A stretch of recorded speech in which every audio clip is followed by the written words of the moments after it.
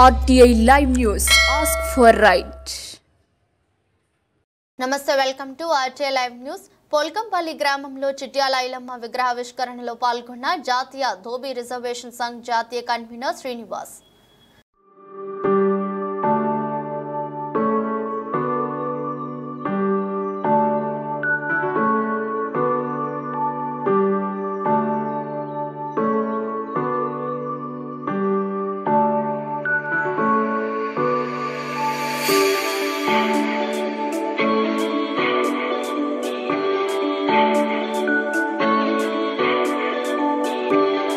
నాయకులు అదేవిధంగా ఐలమ్మ విగ్రహదాత శ్రీనన్న గారు, అదేవిధంగా ఈ పోల్కంపల్లి గ్రామ రజక సంఘం నాయకులు సురేందర్ గారు, మిగతా తమ్ములందరూ కూడా, అదేవిధంగా మొన్నటువంటి ఏపీ మల్లయ్య గారు, మా శ్రీరంగ నాయకులు, మిగతా రజక సంఘం నాయకులందరూ కూడా వేదికపై ఉన్నారు. గోపి గారు రాష్ట్ర అధ్యక్షులు, అదేవిధంగా మా పాలమూరు జిల్లా బిడ్డలు చాలా మంది వచ్చారు. ఉమ్మడి జిల్లా ఉన్నటువంటి ప్రతి ఒక్క నాయకుడికి పేరు పేరున నమస్కారాలు, ధన్యవాదాలు. మిత్రులారా, ఐలమ్మ గురించి సుమారుగా 30 సంవత్సరాల నుంచి ప్రారంభం చేసి మాట్లాడుతున్నప్పుడు 2010 నుంచి స్టార్ట్ చేసి మాట్లాడుతున్నాం. గతకుముందు ఐలమ్మ ఏమైతే ఒకసారి మనం ఆలోచన చేసుకుంటే, ఎందుకు ఐలమ్మ మరణ పడిపోయింది, ఎందుకు ఐలమ్మని బయటకు తీసుకురాయలేకపోయింది, ఎన్ని సంవత్సరాలు ఐలమ్మ ఏ ఉద్యమంలో పనిచేసింది, ఒక్కసారి మనం అవలోకనం చేసుకుంటే మనకు అర్థమవుతుంది. ఇలా మా సార్ మల్లయ్య సార్ గారు చాలా చెప్పారు. ఎటు అవ్వాలో చెప్పట్లేదు. ఇప్పుడు కూడా మనం ఏం జరిగిందో చెప్తాను కానీ ఏం జరగబోయేదని చెప్పట్లేదు. మనకి మనం వీళ్ళు ఏమడుగుతున్నాం, ప్రజా సంఘాలుగా ఉద్యమాలుగా మనం ఏమడుగుతున్నాం, ఉద్యమ స్ఫూర్తిని ఎందుకు నింపుతా ఉన్నాం, ఊరూరులో ఐలమ్మ విగ్రహాలను ఎందుకు పెడతా ఉన్నాం, ఎందుకు చైతన్యం కావట్లేదు, ఒక్కసారి ఆలోచన చేస్తే వాస్తవాలు మనం బయటకు వస్తా. మిత్రులారా, ఐలమ్మ విగ్రహాలు పెడతా ఉంటే కొంతమందికి కంటగింపుగా ఉంది. మన వాళ్ళకే, బయట వాళ్ళకి కాదు. ఎందుకంటే స్థాయి కలిగిన తర్వాత నువ్వు ఎవరని చెప్తున్నటువంటి మన మహనీయులు చాలా మంది ఉన్నారు. వాళ్ళని ఇలా పొగుడుతో మంచిదో చెడ్డదో కానీ వాస్తవాన్ని వాస్తవంగా మాట్లాడితే సమాజంలో కంటగింపుగా ఏవేగింపుకుంటుంది. మిత్రులారా, రజక సంఘ నాయకులుగా ఉద్యమం పేరు చెప్పుకొని, కులం పేరు చెప్పుకొని ఎమ్మెల్యేలు, ఎంపీలు, ఎమ్మెల్సీలు నిలవాలి ఐలమ్మ గురించి మాట్లాడడానికి ఇష్టపడట్లేదంటే ఒకసారి మనం ఆలోచన చేయాలి. ఎటు తీసుకెళ్తున్నాం మనం దీనందరూ కూడా.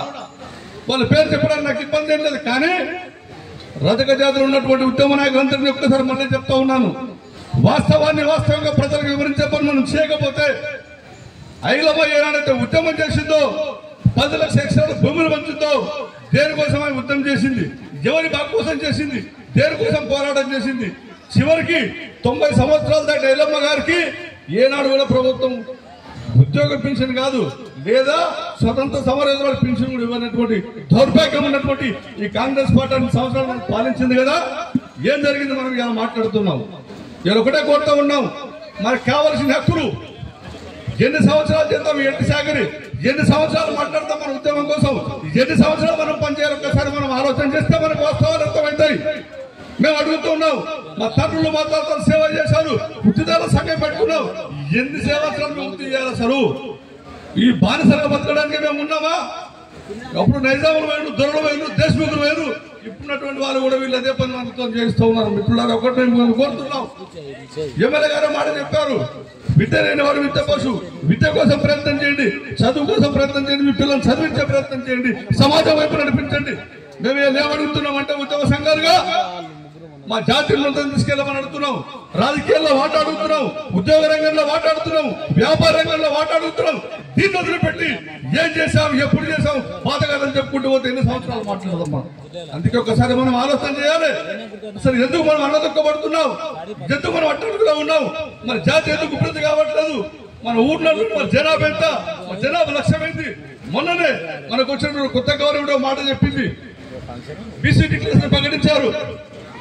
బీసీ డిక్లరేషన్ స్పష్టంగా చెప్పారు, మీరెంత మందో మీకెంత వాటా ఇస్తామన్నారు, రాజకీయ రంగంలో వాటా ఇస్తామన్నారు, బీసీ కులగలను చేపడతామన్నారు, చేపడతారు, ఎన్నికలు చేస్తాం, స్థానిక సంస్థలు మీ అందరూ కూడా బాగు చేసే కార్యక్రమం తీసుకుని చెప్పినటువంటి ముఖ్యమంత్రి మాటలు ఏమైనాయి ఒకసారి మనం స్మరణ తెచ్చుకోవాలి. పాత్రికేయ సోదరులు కూడా ఉన్నారు, వాళ్ళు కూడా మనం చేస్తున్నారు. వాస్తవం అనేయండి, ప్రజలను బలహీన వర్గాలను మభ్యపెట్టే అధికారం వ్యక్తులు ఈ నాయకులను ఎన్ని సంవత్సరాలు మనం భరించాలి, ఒక్కసారి మనం ఆలోచన చేయాలి.